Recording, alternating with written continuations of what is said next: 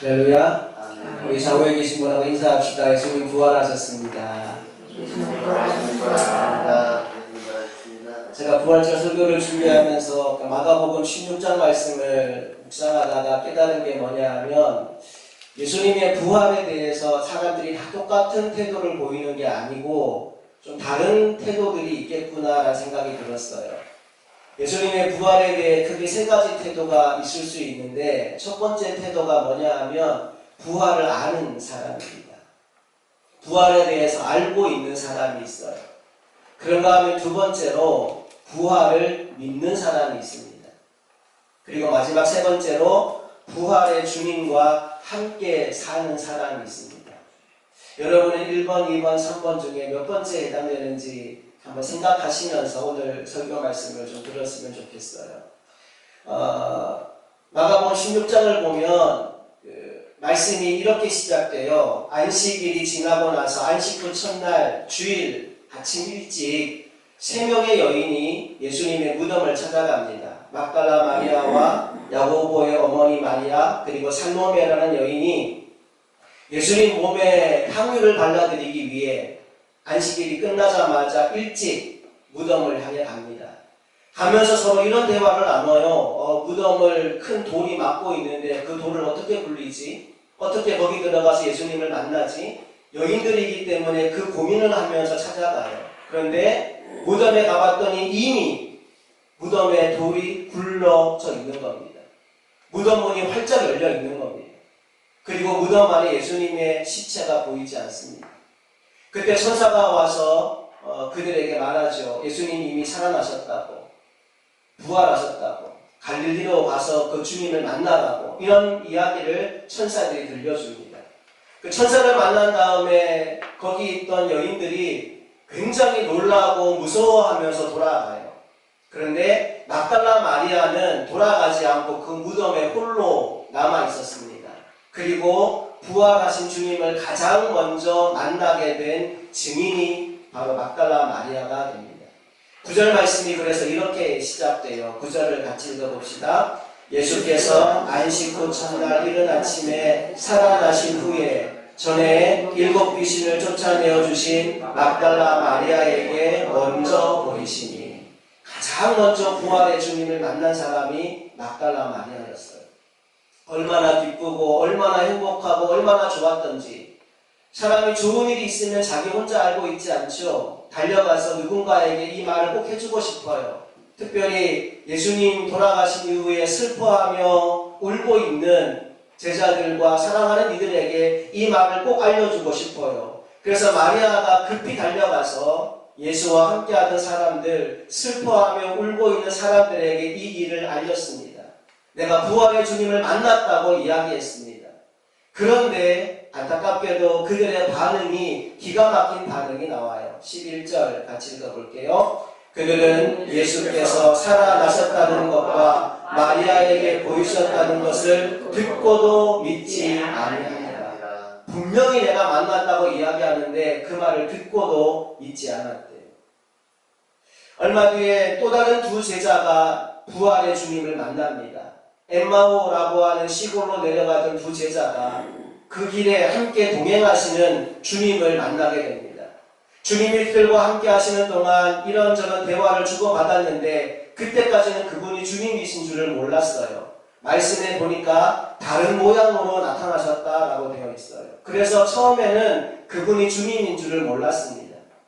한참 대화를 나누고 어느 마을에 들어가서 함께 음식을 먹는데, 음식을 먹고 나서 그들 눈이 밝아지고 그분이 부활하신 주님이신 줄 알게 돼요. 그리고 그들 가슴이 뜨거워지기 시작합니다. 도저히 그곳에 그냥 있을 수가 없어요. 그래서 다시 가던 길을 돌려서 예루살렘으로 올라갑니다. 남은 제자들에게 그 사실을 알립니다. 자, 그런데 그들의 반응이 이렇게 나왔어요. 13절 읽어봅시다. 두 사람이 가서 남은 제자들에게 알리었을 때 역시 믿지 않냐. 여러분, 아는 것과 믿는 것은 전혀 다른 차원의 일입니다. 오늘 막달라 마리아를 통해서 또 두 제자를 통해서 다른 모든 제자들도, 다른 모든 사람들도 예수님께서 부활하셨다는 것을 알게 되었습니다. 그런데 믿지는 않았습니다. 오늘 여러분은 어떠신가요? 여러분이 1, 2년 교회 다니는 분들이 아니기 때문에 예수님 부활했다는 사실은 다 알고 계실 겁니다. 아니, 교회 안 다니는 분들도 부활절마다 계란 가지고 와서 나눠주는 분들을 통해서라도 예수님이 부활했다는 것을 알고 있는 사람이 많을 겁니다. 그런데 알고 있는 것으로 끝나고 믿음의 자리로 가지 않는 사람이 너무나 많다는 겁니다. 나는 저와 여러분이 예수의 부활을 단순히 아는 자가 아니라 정말로 믿는 자리까지 가게 되기를 간절히 소망합니다. 특별히 예수님께서 계속 이어지는 말씀을 보니까 그들을 찾아오십니다. 듣고도 믿지 않고 아무리 얘기해도 믿지 않는 그들을 찾아오십니다. 그리고 가장 먼저 하신 일이 그들을 책망하시는 거였어요. 14절 말씀 읽어볼게요. 그 후에 11제자가 음식 먹을 때 예수께서 그들에게 나타나사 그들의 믿음 없는 것과 마음이 완악한 것을 꾸짖으시니 이는 자기가 살아나는 것을 본 자들의 말을 믿지 아니함이라. 믿음 없는 것을 주님이 꾸짖으셨다라고 성경이 말씀하고 있어요. 믿음의 자리에 서는 게 얼마나 중요한지. 요한복음 20장 29절 말씀을 보면 예수님께서 이런 말씀을 하셔요. 너는 나를 본고로 믿느냐? 보지 못하고 믿는 자들은 복되도다. 오늘 저와 여러분이 이 말씀의 주인공, 정말 복된 하나님의 사람, 믿음의 사람들이 다 되기를 간절히 바랍니다. 옆 사람과 우리 한 번만 인사합시다. 부활의 주님을 저는 믿습니다. 고백하면서 인사할게요. 시작. 부활의 주님을 저는 믿습니다. 그런가 하면 이제 마가복음 16장 15절 이하의 말씀을 보면 세 번째 유형의 사람들, 부활의 주님과 함께 사는 사람들의 삶의 모습이 나오고 있습니다. 15절 말씀을 먼저 읽어볼게요. 시작. 또 이르시되 너희는 온 천하에 다니며 만민에게 복음을 전파하라. 부활의 주님이 나와 함께 하셔요. 그러니 내가 가만히 있을 수가 없는 겁니다. 지금 주님이 나와 함께 하시고 내 안에 살아계시기 때문에 내가 그냥 그 자리에 머물러 있을 수가 없는 거죠. 그래서 온 천하에 다니며 만민에게 복음을 전파하기 시작합니다. 그리고 또 어떤 일이 벌어질까요? 16절 읽어봅시다. 시작. 믿고 세례를 받는 사람은 구원을 얻을 것이요 믿지 않는 사람은 정죄를 받으리라. 온 천하에 다니며 만민에게 복음을 전파하니까 믿는 사람의 수가 더합니다. 세례받는 사람의 수가 늘어납니다. 구원받는 사람의 수가 계속 증가됩니다. 난 우리 말씀의 교회가 그런 역사를 경험하는 교회가 되기를 간절히 소망합니다.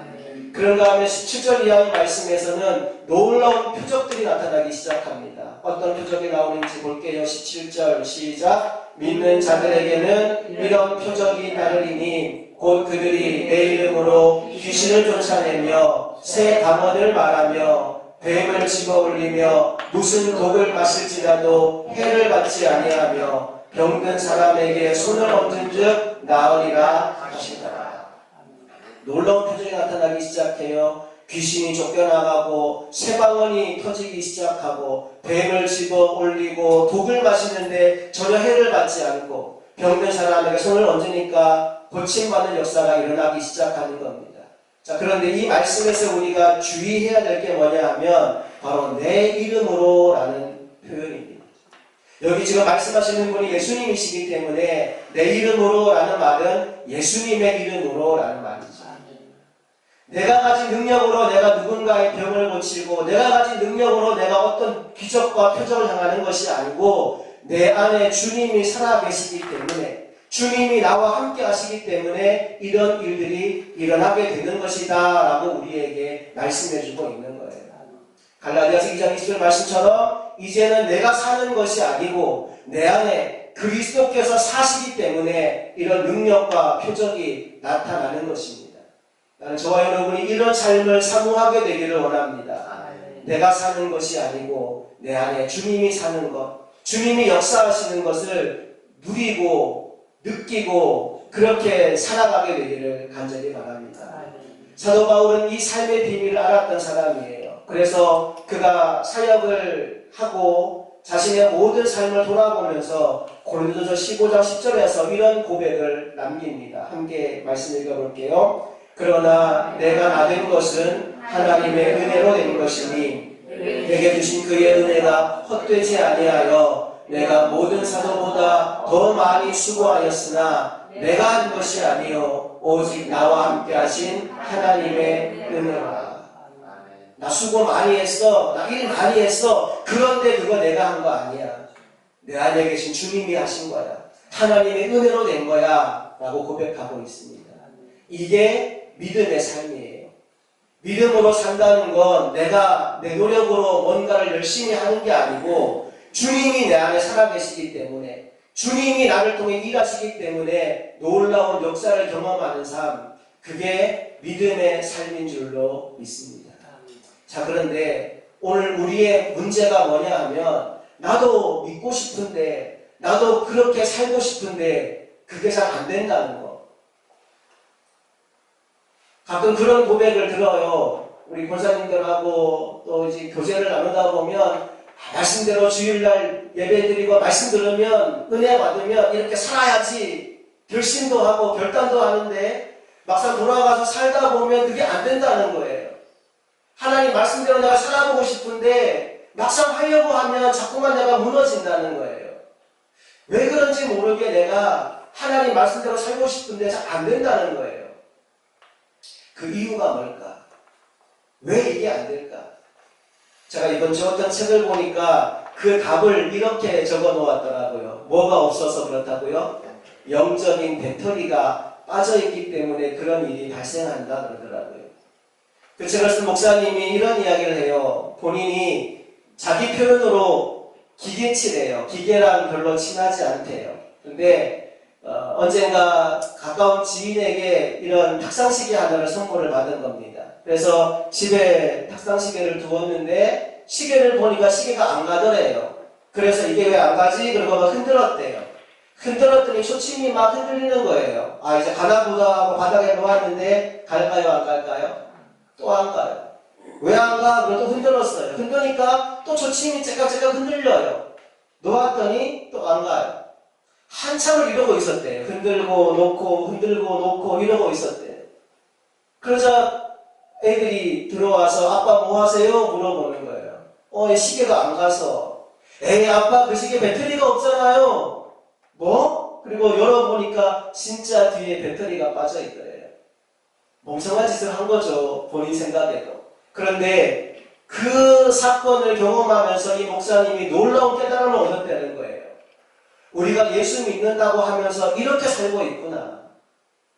영적인 배터리가 빠져 있는데 배터리는 끼울 생각을 안 하고 내가 열심히 살아야지, 기도해야지, 말씀 봐야지, 착하게 살아야지, 죄짓지 말아야지 결단과 결심만 하고 있다는 거예요. 번번이 실패하는 결심을 계속하는 이유가 영적인 배터리가 빠져있기 때문이다 라고 그 책에서 놓았어요. 그러면서 우리가 장착해야 될 영적인 배터리가 뭔지를 이야기하는데 그게 바로 십자가와 부활이라는 겁니다.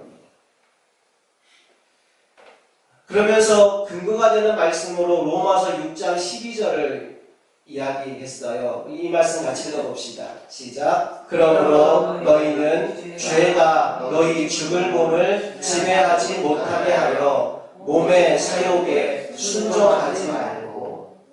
그러므로 라는 말은 어떤 이야기를 결론 지을 때 쓰는 말입니다. 앞에 이러이러한 전제를 놓고 그렇기 때문에 그러므로 이런 결론이 나온다. 결론을 이끌어내는 걸 할 때 그러므로 라는 말을 쓰죠. 결론이 뭐냐 하면 죄가 이제 더 이상 너희 몸을 지배하지 못하게 된다는 겁니다. 결론이 뭐냐 하면 이제 더 이상은 몸의 사욕에 육체의 욕심에 순종할 필요가 없다는 겁니다. 그런 삶이 시작될 수 있다는 거예요. 자, 그러면 이 이야기를 할 수 있는 근거가 뭐냐? 그게 앞에 나오는 말씀입니다.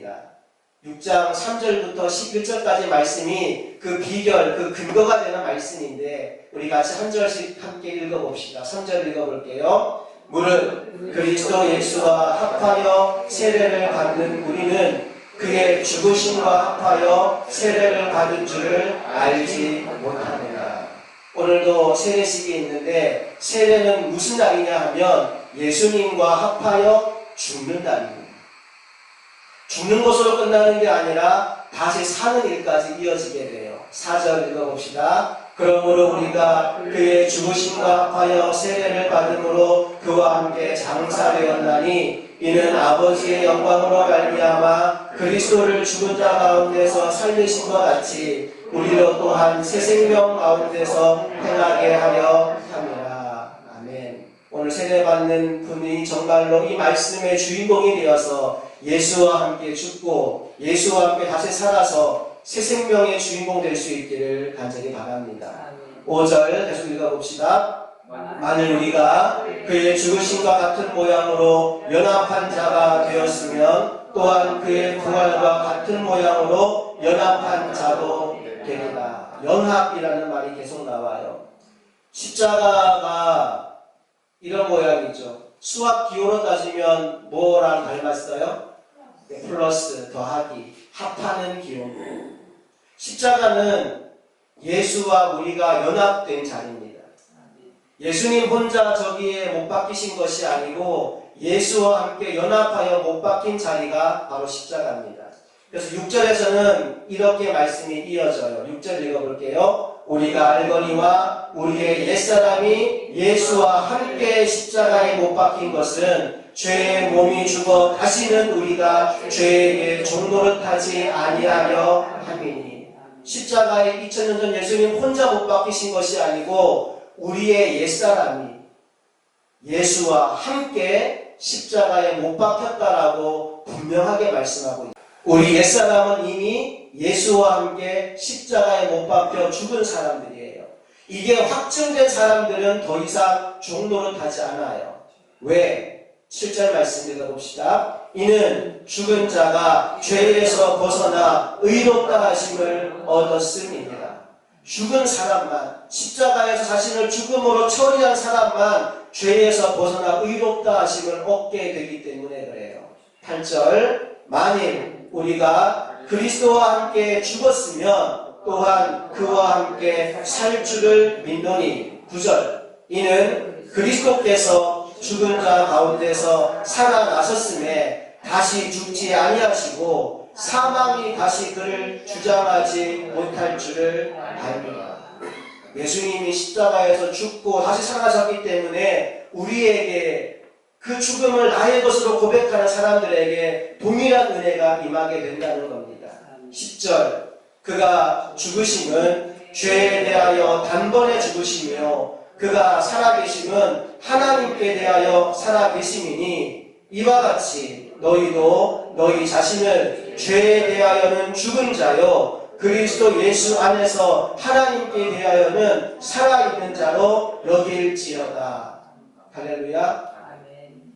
핵심이 뭐냐 하면 예수님의 십자가와 부활이 예수님 혼자만의 사건이 아니고 저와 여러분의 사건이라는 겁니다. 이게 우리로 하여금 죄의 종노릇하지 않고 육체의 사욕에 끌려다니지 않을 수 있는 영적인 배터리라는 거예요. 이 배터리를 장착한 사람은 이렇게 삽니다. 이제는 내가 뭘 하려고 노력하는 거 아니고 내가 뭘 열심히 뭘 하는 게 아니라는 거예요. 2000년 전 주님이 십자가에 못 박히실 때 나의 옛사람이 함께 죽었음을 깨닫고 그 사실을 믿고 부활의 주님과 함께 살아가는 인생이 된다는 겁니다. 그러면 자연스럽게 이 능력이, 이 역사가 나타나기 시작한다는 거예요. 나는 저와 여러분이 이것을 경험하게 되기를 소망합니다. 특별히 로마서 6장에 보면 우리가 반드시 기억해야 될 중요한 3가지 동사가 나옵니다. 이 3가지 동사만 오늘 여러분 머릿속에 넣고 가도 장사를 치면 남는 장사 하시는 거예요. 이 3가지 단어 꼭 머릿속에 입력하시기를 축복합니다. 첫 번째 단어가 읽어볼까요? 알아가.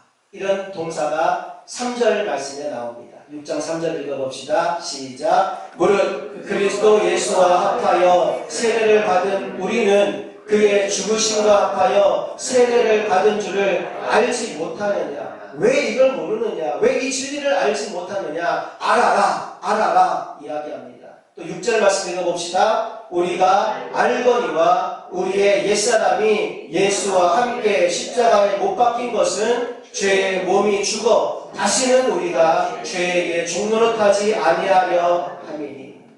여러분, 우리에게 지식이 필요합니다. 반드시 알아야 되는 것이 있습니다.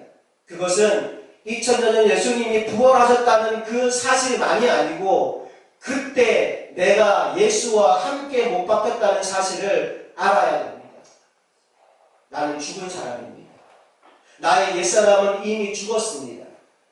그런데 순간순간 옛사람의 모습이 나를 통해 나옵니다. 여러분, 물어볼게요. 혈기와 분노는 옛사람의 모습일까요? 새로운 사람의 모습일까요? 예, 옛사람의 모습이죠. 그런데 여러분에게서 혈기와 분노가 나와요? 안 나와요? 나오죠. 가끔씩 혈기가 올라오고 분노가 나옵니다. 분명히 2000년 전 예수의 십자가에 옛사람이 죽었다라고 말했는데 순간순간 이게 나와요. 교만하는 것, 남과 나를 비교하는 것. 여러분, 이런 모습들은 옛사람입니까? 새사람입니까? 역시 옛사람이에요. 그런데 순간순간 우리는 남과 나를 비교하고 교만해지기도 하고 우울증에 빠지기도 해요. 옛사람의 모습이 우리 삶에서 끊임없이 나타날 때가 있다는 말입니다. 그래서 중요한 게 두 번째 동사입니다. 두 번째 동사 같이 읽어봅시다. 11절 말씀 읽어볼게요. 이와 같이 너희도 너희 자신을 죄에 대하여는 죽은 자요 그리스도 예수 안에서 하나님께 대하여는 살아있는 자로 여길지어다. 여긴다라는 말은 믿음으로 받아들인다라는 겁니다. 현실과 상황을 믿는 것이 아니라 말씀을 믿는 거예요. 내가 아픈데 너 병 나았어, 너 고침 받았다 그러면 아멘 하는 겁니다. 분명히 내가 느끼기에는 아픈 데가 있어요. 그런데도 아멘. 이게 여기 있는 거예요. 말씀하신 분이 하나님이시니 그렇게 이미 이루어진 줄로 내가 믿습니다. 이게 여기 있는 거예요. 너는 이미 죽은 자인 줄로 여기라. 믿음으로 받아들이라. 주님, 내가 죽었습니다.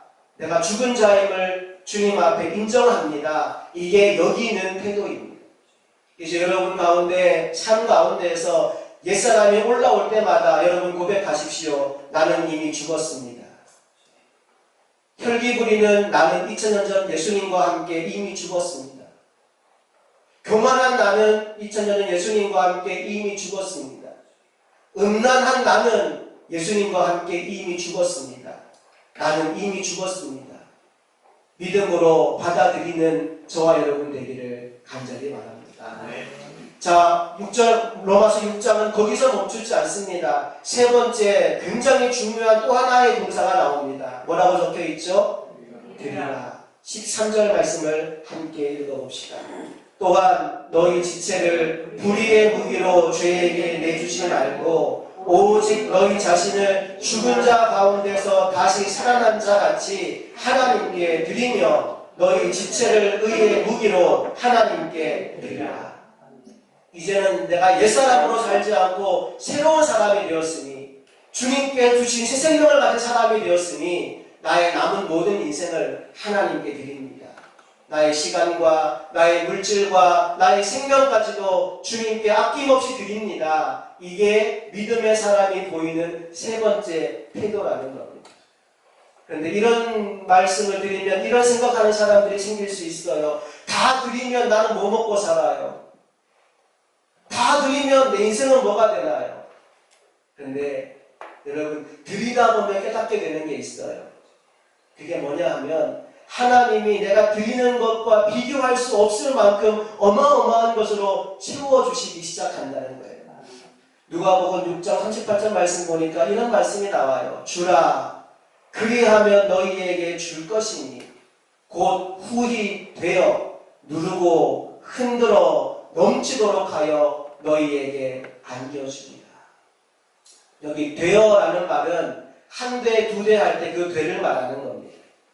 되에다가 어떤 물건을 담아주는데 시장에서 장사하시는 분들이 자기가 돈을 더 많이 벌려고 생각하면 되를 속이죠. 그리고 막 많이 담은 것처럼 해가지고 그냥 겉만 해서 주는 경우가 있어요. 근데 양심이 있는 분들은요, 꽉꽉 채워줍니다. 예수님은 우리에게 어떻게 주시는 분이냐 하면요, 후히 되어서 누르고, 여러분 누르면 이렇게 쌓여있던 걸 누르면 꽉꽉꽉 들어가게 되겠죠. 그걸로 끝나지 않아요. 왜 흔들까요? 예, 더 들어가라고 빈틈 다 메꾸려고 흔드는 거예요. 그걸로 끝이 아니에요. 그 다음에 뭐라고 나와요? 넘치도록 합니다. 우리 주님은 그런 분이에요. 우리에게 주는데 그냥 대충 던져주시는 분이 아니고 후히 되어 누르고 흔들어 넘치도록 해서 그것도 우리가 못 받을까 봐 어떻게 주신대요? 안겨주시는 분이죠.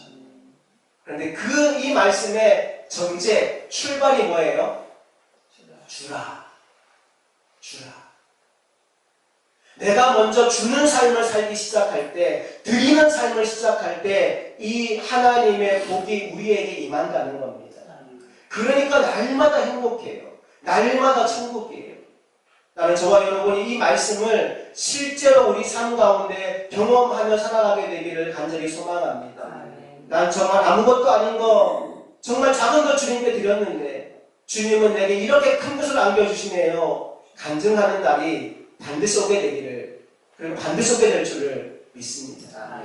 자, 오늘 말씀을 정리하겠습니다. 우리 예수님 부활하셨습니다. 나는 저와 여러분이 이 사실을 아는 자가 되기를 소망합니다.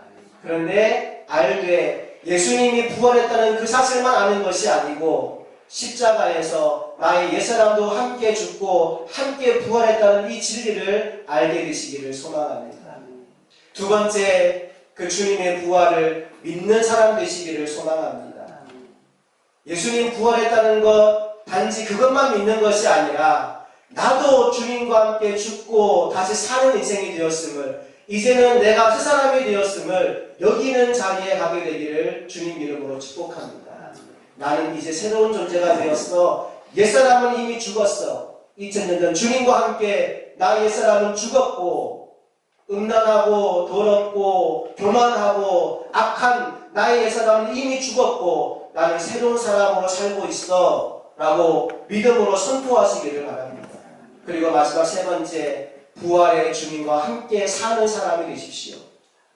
주님께 우리의 남은 생명, 우리의 남은 시간, 우리의 남은 모든 것을 올려드리고 주님께서 우리의 것들을 공급하고 채워주시는 이 능력의 삶을 살아가는 실제의 부활을 경험하는 우리 모두가 될 수 있기를 주님 이름으로 축복합니다.